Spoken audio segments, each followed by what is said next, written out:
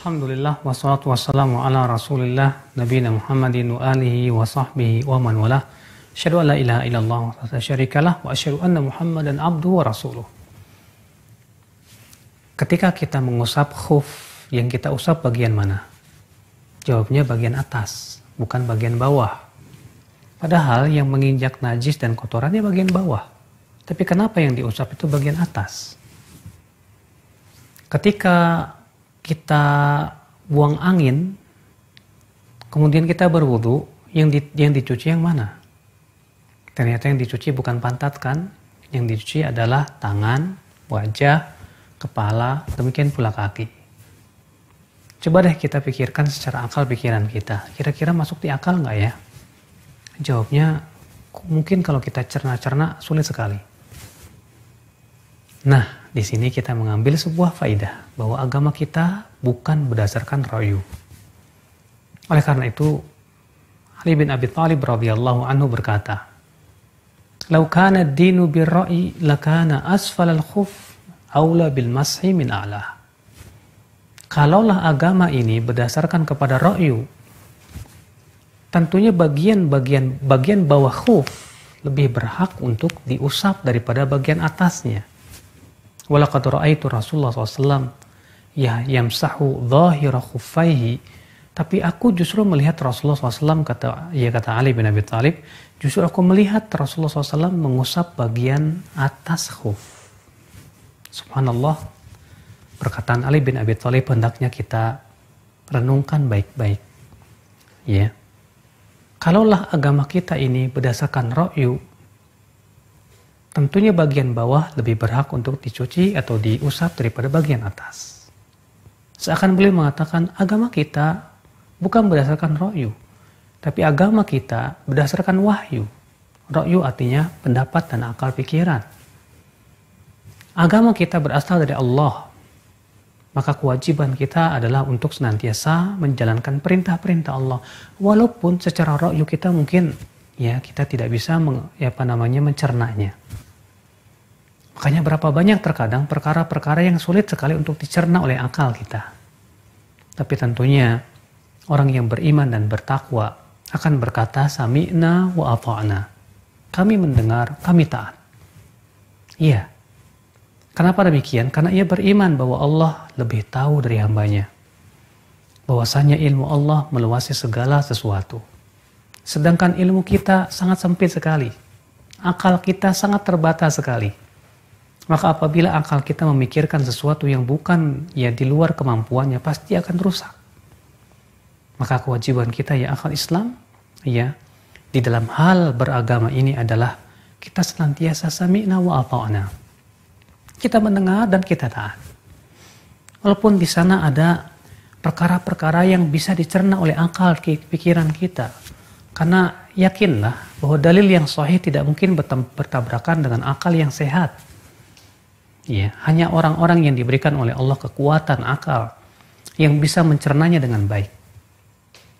Tapi ketika ra'yu kita tidak bisa mencernanya, ra'yu kita tidak bisa sampai kepadanya, kewajiban kita adalah untuk sami'na wa ata'na. Kami mendengar dan kami taat. Allah Ta'ala berfirman, amanar rasul bima unzila ilahi min rabbihi wal mu'minun kullun amana billah wa malaikatihi wa kutubihi wa rusulih la nufarriqu baina ahadin min rusulih wa qalu sami'na wa ata'na ghufranaka rabbana wa ilaikal masir. Rasul beriman terhadap apa yang diturunkan kepadanya. Demikian pula kaum mukminin pun beriman terhadap apa yang diturunkan kepada Rasul dari Rabb mereka, dari Rabbnya. Semuanya beriman kepada Allah, malaikatnya, kitab-kitab, dan para rasulnya. Dan kami tidak pernah membeda-bedakan antara para rasul satu dengan yang lainnya. Dan mereka pun berkata, sami'na wa ata'na. Kami mendengar, kami taat. Inilah jiwa yang hanif. Jiwa yang betul-betul meyakini bahwa Rabbnya maha kuasa atas segala sesuatu. Yang ilmunya meliputi segala sesuatu. Untuk senantiasa sami'na wa ata'na. Berbeda dengan orang-orang yang tertipu dengan akalnya.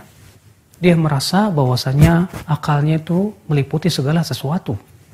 Sehingga akhirnya dia tolak wahyu dengan alasan katanya tidak masuk di akalnya. Dia tolak dalil dari Al-Quran dan hadis dengan alasan katanya tidak masuk secara logikanya. Maka ini hakikatnya ya akal Islam, perbuatan atau dia adalah merupakan perbuatan-perbuatan yang menunjukkan seakan-akan dia akalnya lebih tinggi daripada wahyu yang Allah turunkan kepada hambanya. Tak layak bagi seorang hamba berkata demikian. Sehebat apapun hamba, siapa dia? Profesor? Siapa dia? Doktor? Tidak akan sehebat ilmu Allah Subhanahu wa taala. Tidak akan mampu untuk menciptakan seperti ciptaan Allah Subhanahu wa taala. Tidak akan mampu menciptakan lalat yang kecil sekalipun juga. Kalau dia tidak mampu untuk itu, akal pun tidak akan mampu untuk mencerna terkadang apa yang Allah turunkan berupa syariatnya. Maka kewajiban kita adalah untuk senantiasa sami'na wa ata'na. Terlebih dalam perkara-perkara yang sifatnya gaib. Akan adanya azab kubur, akan adanya surga dan neraka, akan adanya sesuatu yang wajib kita imani. Ya, mungkin kalau kita pikirkan dengan akal pikiran kita sulit sekali untuk mencernanya. Makanya ya akal Islam, agama kita tidak diletakkan pada akal manusia. Oleh karena itu Imam Al-Barbahari berkata, "I'lam rahimakallah anna hadzal din lam yudha' ala uqulir rijal." Bahwa agama ini tidak pernah diletakkan pada akal manusia. Akal manusia bukan parameter, tapi yang menjadi parameter adalah wahyu dari Allah Subhanahu wa taala. Sungguh luar biasa ucapan Ali bin Abi Thalib ini. Lau kana dinu birra'yi, kalaulah agama itu berdasarkan ra'yu, tentu bagian bawah khuf lebih berhak untuk dihapus daripada bagian atasnya. Tapi aku malah melihat Rasulullah SAW mencuci atau mengusap bagian atasnya dan tidak mengusap bawahnya. Makanya akhir Islam, inilah jiwa seorang mukmin. Sami'na wa ata'na. Wabillahi taufiq. Subhanakallah bihamdik. Asyhadu an la ilaha illa anta astaghfiruka wa atubu ilaik. Assalamualaikum warahmatullahi wabarakatuh.